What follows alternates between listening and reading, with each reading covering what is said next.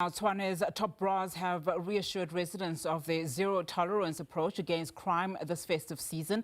Securing the capital city borders to prevent the influx of illegal activity and protecting vulnerable groups against gender-based violence and human trafficking will be some of their priorities.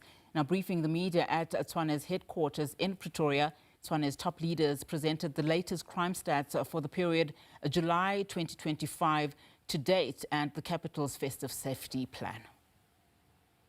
With the festive season upon us, the city of Tshwane has activated a 10-point safety plan to make sure that residents in the capital city are ultimately safe and they can enjoy this festive season with their family and friends. I want to turn to the Tshwane Metro Police Chief, Faro, just in short, the priority plans. We understand that gender-based violence is top of the agenda for the Tshwane Metro Police, but expand more. Yes, our first one that we are very much going to concentrate on is GBV and femicide. We also do know this is the time when you're off work, you drink more, and then gender-based violence is also increasing. We also want to we acknowledge and we are very thankful that gender-based violence has also now been classified as a national disaster. So we will make sure our social crime prevention will be out in full force, as well as our Women Network Forum and our Men for Change. And if you break the law, if you're going to have any rape against our vulnerable group, or you're going to abuse our vulnerable group, we want to say, please call the Tshwane Metro Police, please call the South African Police Service. There's help out there. We want you to enjoy your festive season, and we want to make sure the perpetrator can be removed if he abuses you.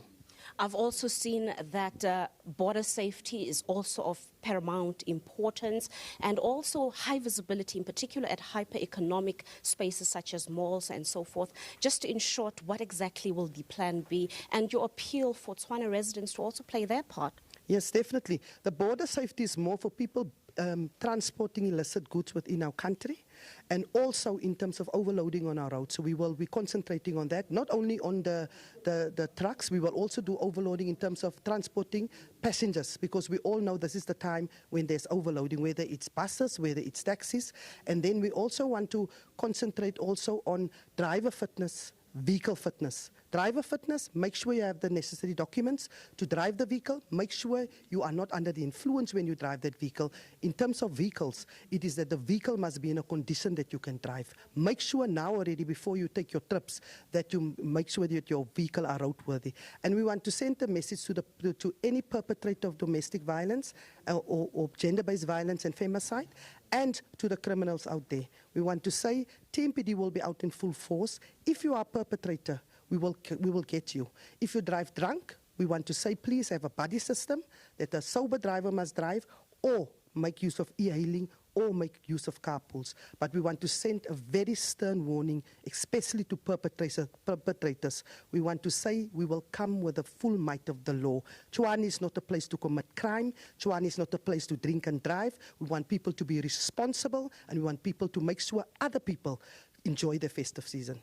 And ultimately, the message is a zero tolerance against any form of criminal activity. I want to turn to the Tshwane Mayor, Dr. Nasipi Moya. How do you add to that? We've been seeing a lot of strong activity from the Tshwane side, in particular, brothels as well, that have been dealt with in the last couple of weeks. Yeah, so firstly, when it comes to the issue of safety of our residents, that's our 365-day priority.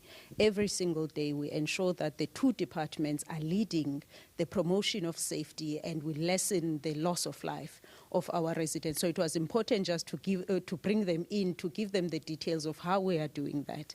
But we have launched 16 days of activism as a country, and you see on the 10-point plan, gender-based violence and femicide is number one.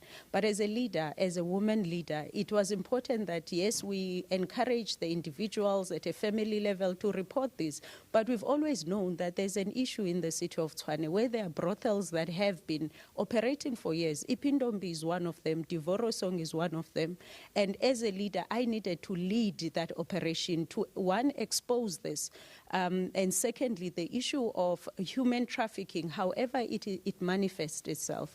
Because when you have women that are in the country without the documents and kept in basements, they're kept in rooms where they can't leave because the pimps are telling them that if you leave, you're going to be arrested. That's human trafficking, and I don't think we have shined the light enough on it. So Ipindombi, we've been monitoring that the whole year, and it's a brothel that has been in existence for years. Divorosong is the same, and many others. And there are those that have been able to even normalize themselves, that they look like they comply, but we know it's a brothel, it's just that the law is on their side because they've got the paperwork.